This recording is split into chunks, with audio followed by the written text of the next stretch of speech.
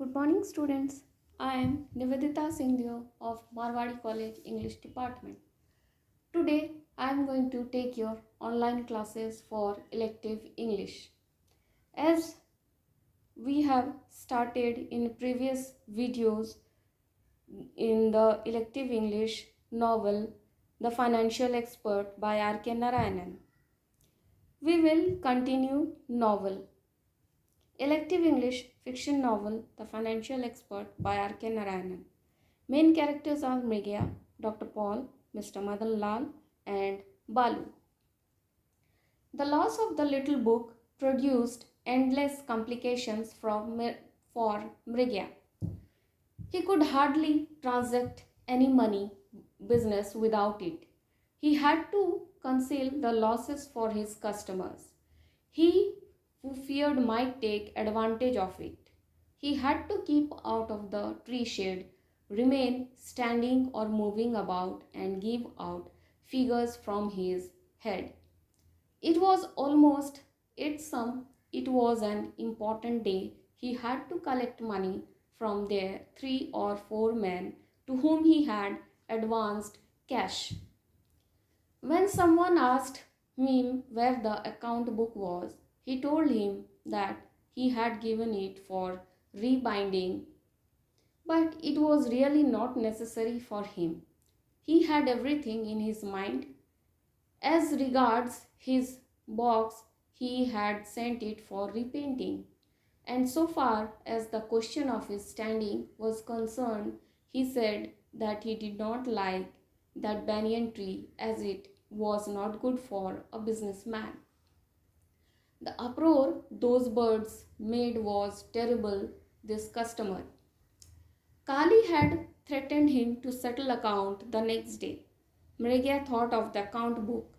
Suppose he had been with the register, he would have shown it to Kali and compelled him for money.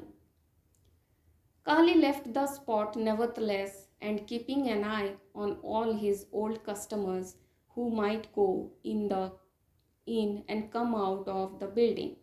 He was able to tackle a few of his old customers. He was able to salvage the bulk of his investment within the next 15 days, which amounted just 200 rupees.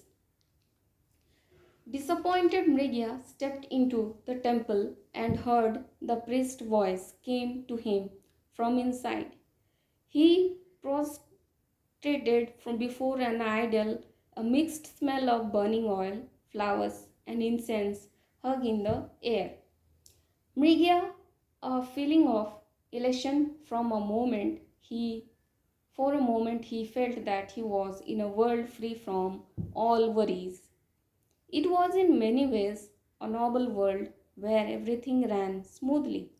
No Aruldas or cooperative secretary, no villagers with their complex finances, no son to snatch away an account book and drop it in a gutter.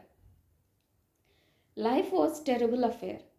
The faint, acrid smell of oil seems to detach him from all worries for a moment. He shut his eyes and with the tip of his nose he pressed against an flagstone of the corridor. The priest came. Mrigya got his feet. He smiled at him and felt some explanation was due.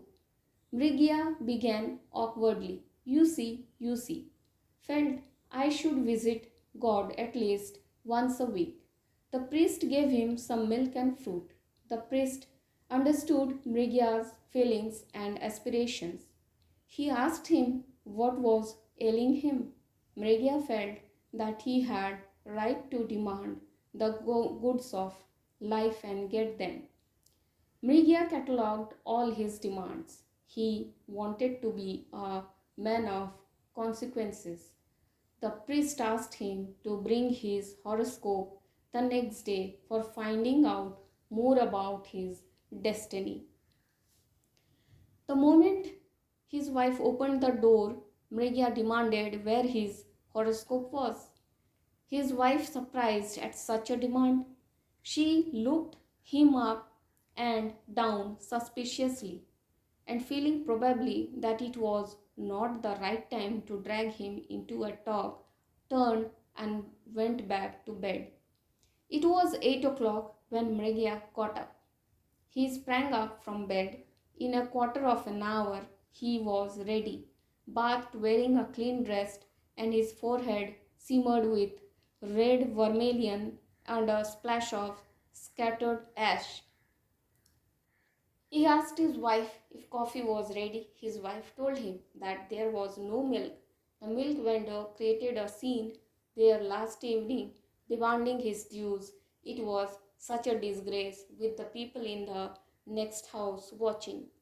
At last, he told his wife Meena that he had found out the horoscope.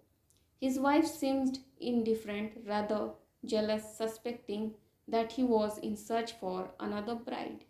But Mrigia jokingly assured her that she would not know all about it very soon. Mrigia left his house.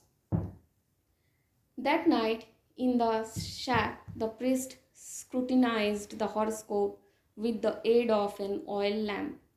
He spread it out and pored over it for a long while in a silence. He said, Saturn, Saturn, this god is moving on to that house. He may do good if you propitiate him. The priest further told him that if Saturn was ratified, he would make Mregia a ruler of this world.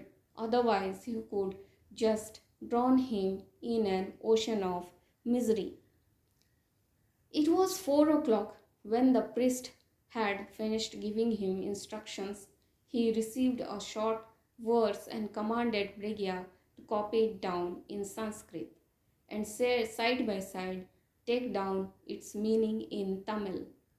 He saw him off at the door and said, You need to not see me again unless you want to follow these rules up to 40 days.